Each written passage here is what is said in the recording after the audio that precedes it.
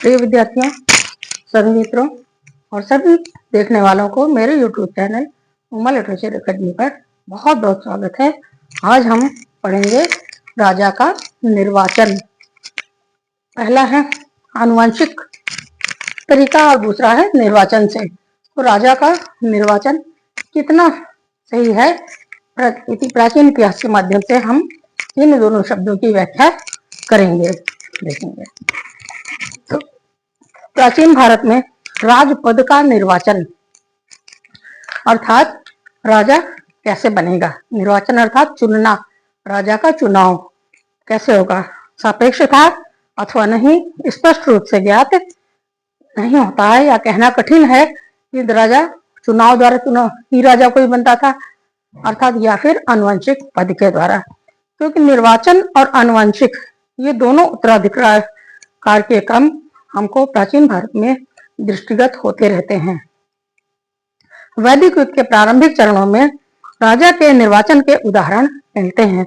ऋग्वेद की एक ऋचा में विषयों द्वारा राजा के निर्वाचन का वर्णन है। विष अर्थात जनता द्वारा, विशाल समूह कौन होता है? जनता। इसी प्रसंग में यह भी कहा गया है कि जनता भयभीत थी। अब प्रश्न यह उठता है कि यदि विष अर्थात जनता भयभीत थी तो उसकी जनता की सहमति पर ही राजा का निर्वाचन होता था, तो उन्हें भयभीत होने की आवश्यकता ही क्या थी?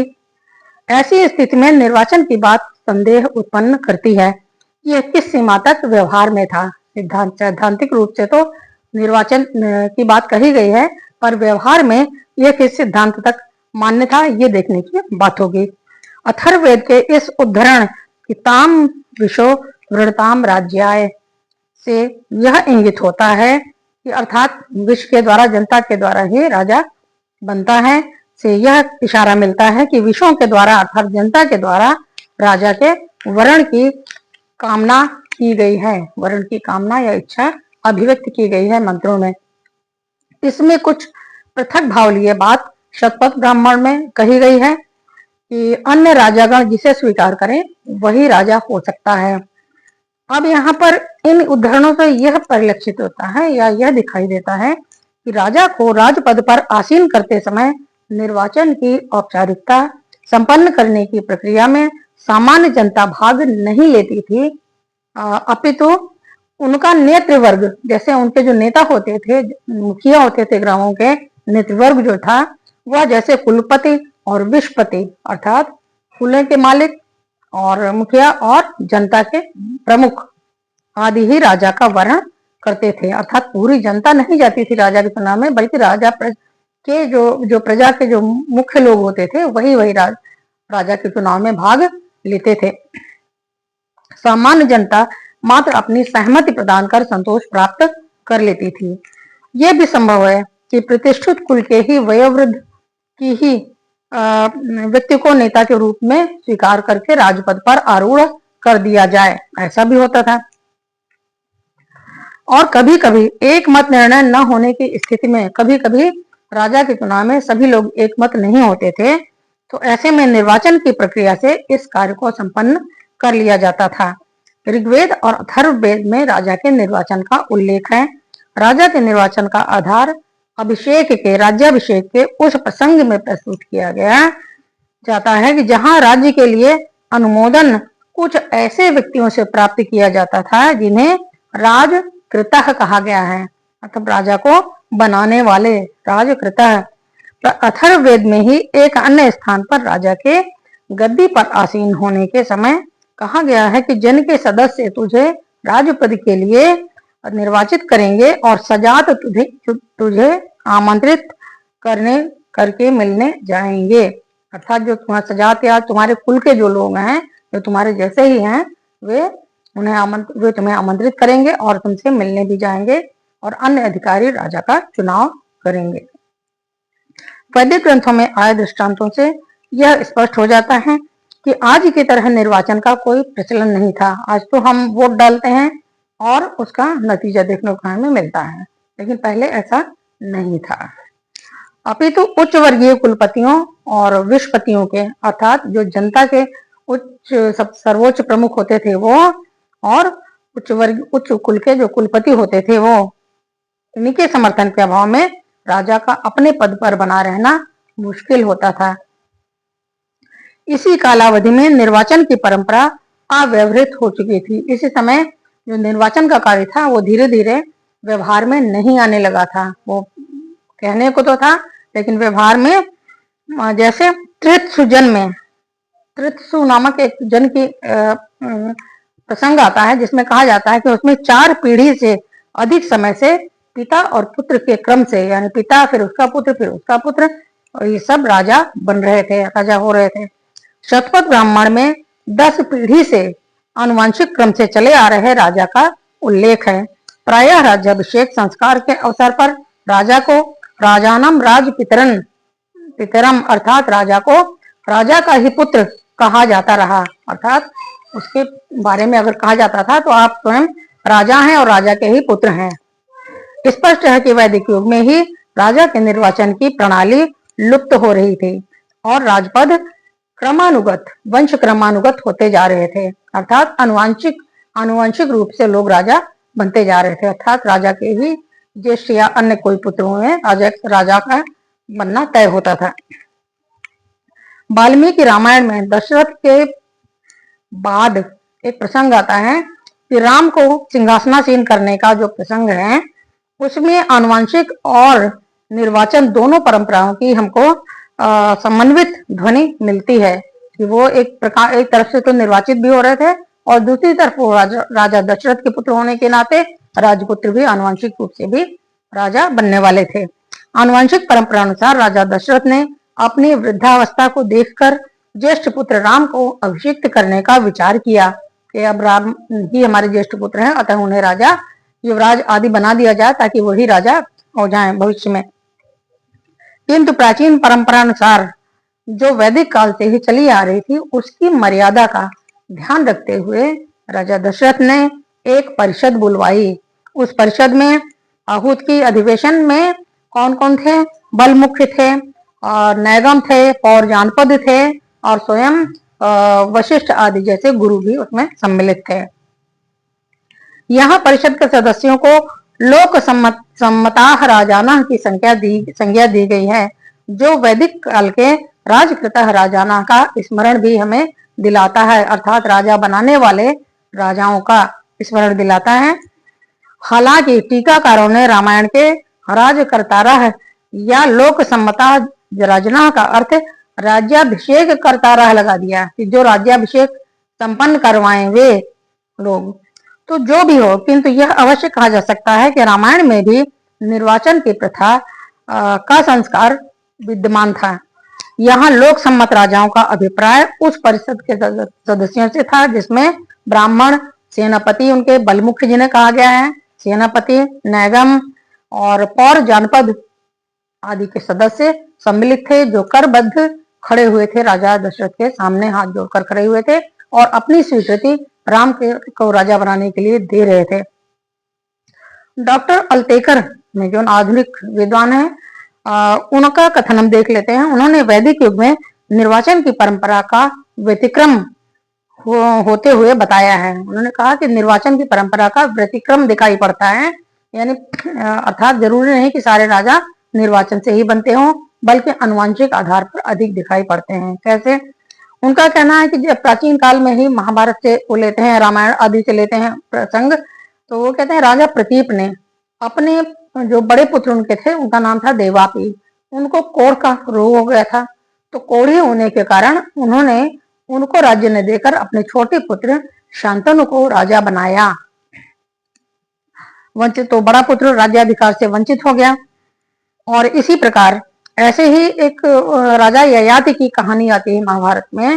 राजा ययाति की कथा में राजा के कई पुत्र थे, तो ये जनता में एक सम्मति हो गई थी, एक सामान्य सम्मति हो गई थी कि राजा के बाद राजा का ज्येष्ठ पुत्र ही राजा बनता है। तो यहाँ पर ययाति ने अपने सबसे छोटे पुत्र पुरु को राज्य दिया। इस पर जनता के लोग राजमहल के सामने आए और इसका कारण पूछने लगे। तो राजा ने कहा कि मेरे बड़े पुत्रों ने मेरी अवज्ञा की है, मेरी आज्ञा का पालन नहीं किया है। मुझे यौवन की आवश्यकता थी, जो मेरे छोटे पुत्र पुरु ने सहर्ष देने का वचन दिया है, अतः मैं उसे ही राजा बनाऊंगा।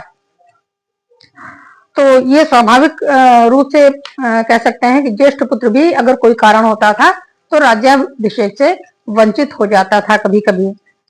इस प्रकार हम कह सकते हैं कि आनुवंशिक परंपरा के समानांतर और उसके मूल में दोनों तरह से निर्वाचन की प्रथा जीवित थी, भले ही उसका स्वरूप परिवर्तित हो गया था। जनमत को इस समय भी सम्मान प्राप्त था, अर्थात जनता के मुखियाओं की, प्रमुखों की राय अभी भी ली जाती थी।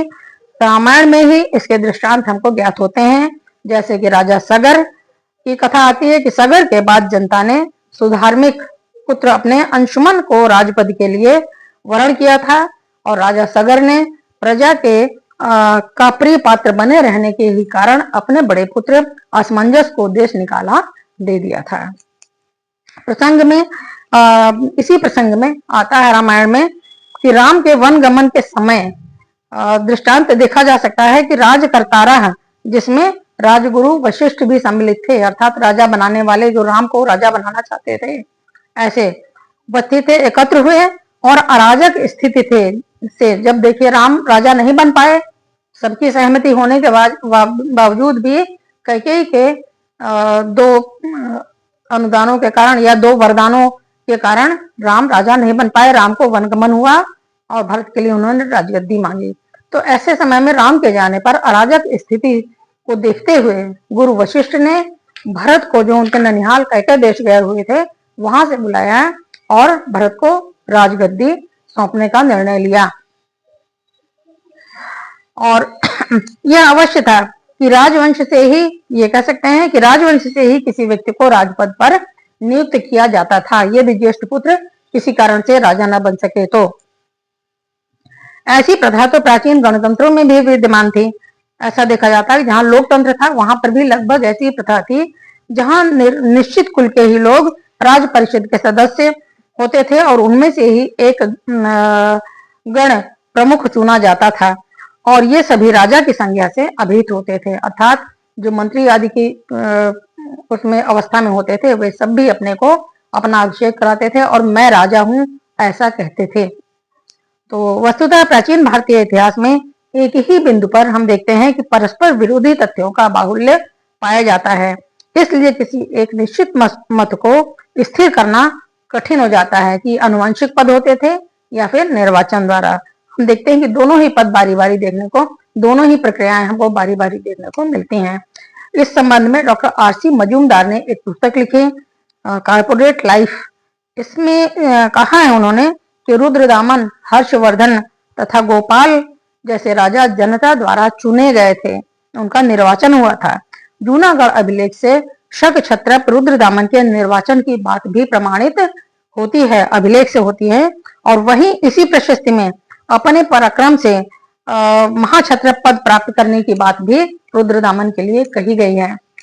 जहां तक पाल नरेश गोपाल का संबंध है, उसमें यह देखा जाता है कि बंगाल में मात्स्य न्याय अर्थात अराजकता की स्थिति उत्पन्न हो गई थी, तो इस स्थिति को समाप्त कर सुव्यवस्था कायम की थी गोपाल ने। अतः प्रजा ने उसी का समर्थन करके और उसको राजा बनाया, सुदृढ़ हुई और गोपाल की स्थिति इस तरह से सुदृढ़ हुई और गोपाल ही बंगाल के पाल वंश का संस्थापक हुआ।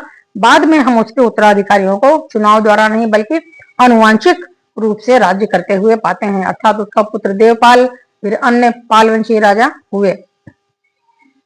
हर्षवर्धन की बात अगर करें तो देखें कि हर्षवर्धन का जो पैतृक राज्य था वो था थानेश्वर, अर्थात उसके पिता आदि थानेश्वर में, जिसको श्रीकंठ जनपद भी कहते थे, वहां पर वो राज्य किया करते थे। जबकि वो कन्नौज का राजा दिखाई पड़ता है, तो कन्नौज का राज्य उसकी बहनोई जो मौखरी वंश का था उसका राज्य था। तो वहां पर जब वो ग्रह वर्मा मौखरी को, उसके बहनोई को मार डाला गया, तो उनके कोई संतान न होने के कारण, उत्तराधिकारी न होने के कारण सभी महामात्यों ने अर्थात मंत्रियों ने हर्ष को वहां पर निमंत्रित किया और राजा बनाया ताकि उनके राज्य की रक्षा हो सके। तब हर्ष ने थानेश्वर से अपनी राजधानी कन्नौज को स्थानांतरित कर ली। अब यहाँ पर अलटेकर ने निर्वाचन की प्रथा पर संदेह प्रकट किया है। उनके अनुसार 6ठी सदी ईसा पूर्व से जिन राज्यों का पता चलता है वे सब पैतृक परंपरा से ही चल रहे थे, किंतु निर्वाचन के भी दृष्टांत हमें मिलते हैं कौटिल्य का कथन है कि राज्य का ज्येष्ठ पुत्र ही उत्तराधिकारी होता है, किंतु यदि उसमें राजोचित गुण नहीं है तो वह किसी योग्य परिवार से ही किसी योग्य राजकुमार का निर्वाचन राजपद के निमित्त किया जा सकता था। गुप्त काल में भी, ये तो मौर्य काल की बात हो गई, अब हम गुप्त काल में भी देख लेते हैं।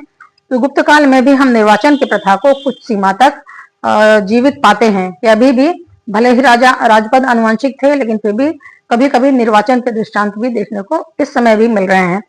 और विशेषकर कौटिल्य के विचार को चरितार्थ होते हुए देखते हैं कि यदि कोई योग्य ना हो, ज्येष्ठ पुत्र योग्य ना हो, तो परिवार के किसी योग्य पुत्र को राजा बनाया जाए, राजकुमार को। चंद्रगुप्त प्रथम के उत्तराधिकारी समुद्रगुप्त का राज्यारोहण इसका दृष्टांत है।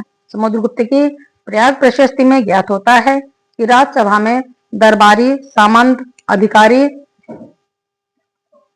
एवं अन्य राजकुमारों की उपस्थिति में समुद्रगुप्त की उसकी विलक्षण प्रतिभा और योग्यता को दृष्टि पथ में रखते हुए राज्य पद के लिए चुना गया था। चुनाव के इस परिणाम से सभासद तो प्रसन्न हुए और स्वयं चंद्रगुप्त प्रथम ने भी भावाविह्वल होकर समुद्रगुप्त को गाढ़ालिंगन पाश में आबद्ध कर लिया था, अर्थात उसको कस कर गले लगा लिया था और उसके नेत्रों में प्रसन्नता के आंसू थे, जबकि अन्य राजकुमारों के मुख म्लान हो गए थे, अर्थात उनके चेहरे उतर गए थे। संभवतः राजपद के लिए समान कुलजों में एक युद्ध हुआ था जिसमें समुद्रगुप्त विजयी हुआ। जनता और चंद्रगुप्त भी यही चाहते थे कि समुद्रगुप्त योग्य है, उसी को मिले, और मनोनुकूल निर्णय से उसकी आंखों से अश्रुधारा बह चली थी। अतः राजा का चुनाव राज परिवार के सदस्यों में ही होता था। यह विचार भी प्रचलन में खूब था।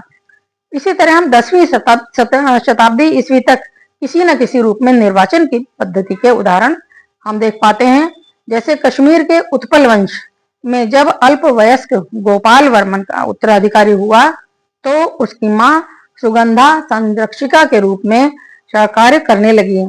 इस समय जो दरबार था वो षड्यंत्रों से भर गया था और उसके ही मंत्रियों द्वारा कैद कर ली गई सुगंधा और मार डाली गई। इसके बाद 934 ईस्वी तक राजाओं को गद्दी पर बैठाना उतारना एक क्रम सा हो गया था। इस वंश का अंतिम जो कि क्रूर शासक था उन्मत्तावती की इसकी मृत्यु हो जाती है। उन्मत्तावती की मृत्यु के पश्चात ब्राह्मणों ने प्रभाकर के पुत्र यशस्कर को राज्य पद पर आसीन किया। तो इस तरह हम देखते हैं कि हमें राजा के आनुवंशिक और निर्वाचन दोनों ही प्रकार के उदाहरण हमें प्राचीन भारत में मिलते हैं। और यहाँ पर हम युवराज की शिक्षा को भी देख लेते हैं थोड़ा। प्राचीन काल में राजकुमारों की शिक्षा पर विशेष बल दिया गया। युवराज की शिक्षा, युवराज की शिक्षा, इसकी बात हम संक्षेप में ही करेंगे क्योंकि प्राचीन भारत में शिक्षा हम का चैप्टर पहले ही पढ़ चुके हैं, जिसमें सभी समान होते थे, चाहे वो राजा के पुत्र हों चाहे सामान्य जनता के हों। तो यहाँ पर यह कह सकते हैं कि राजकुमारों की शिक्षा पर विशेष बल दिया जाता था। आचार्य कौटिल्य आदि के उदाहरण हम ले सकते हैं। उनके संरक्षण में चंद्रगुप्त मौर्य को वो ले गए थे और प्रख्यात शिक्षा केंद्र तक्षशिला में उसको शिक्षा दिलवाई थी। चंद्रगुप्त मौर्य को कौटिल्य अर्थशास्त्र तथा मनुस्मृति आदि ग्रंथों से पता चलता है कि प्रथमतः प्रारंभ में इनको राजपुत्रों को वेद और तत्व ज्ञान आदि की शिक्षा दी जाती थी। बाद में धीरे धीरे पाठ्यक्रम के वार्ता और राजनीति नामक पाठ्यक्रम में प्रमुख स्थान प्राप्त कर लिया था। अब वार्ता क्या है? कृषि, पशुपालन और वाणिज्य को वृत्ति का साधन होने के कारण वार्ता कहा जाता था। अतः कृषि, पशुपालन और वाणिज्य की भी पढ़ाई होने लगी थी और राजनीति की पढ़ाई में ने भी प्रमुख स्थान प्राप्त कर लिया था इस समय। और धनुर्वेद, रथ संचालन और हस्त विद्या आदि की शिक्षा प्राप्त करना राजकुमारों के लिए परमावश्यक था। तो आज के लिए इतना ही। बहुत बहुत धन्यवाद। आशा है कि आपको अवश्य ही यह पसंद आया होगा। तो जैसा भी लगे आप अवश्य अपनी राय लिखें, कमेंट में। बहुत बहुत धन्यवाद।